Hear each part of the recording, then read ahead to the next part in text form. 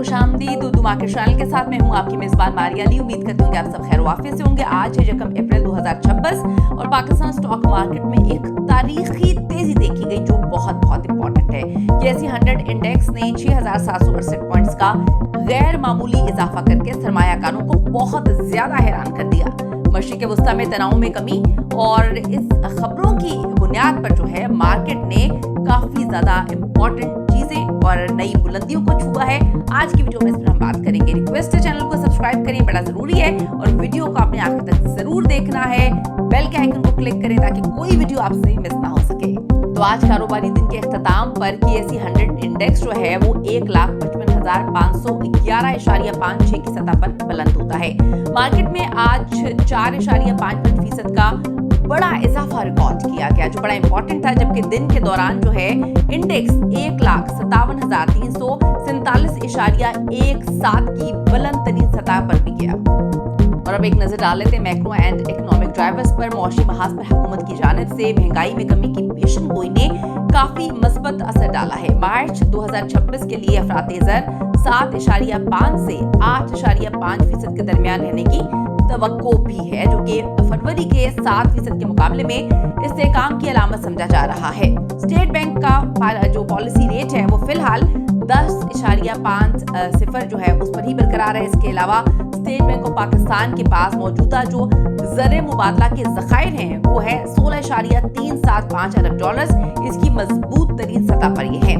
अब जी inter bank में dollar की अगर हम बात करें तो आज 279.15 रुपए पर ये मुस्तहकम रहा है। और अब नजर डाल लेते हैं गेनर्स एंड लूजर्स पर। आज मार्केट में हजम यानी कि वॉल्यूम भी शानदार रहा और 420.20 मिलियन हिस्सेस का लेन देन भी होता है।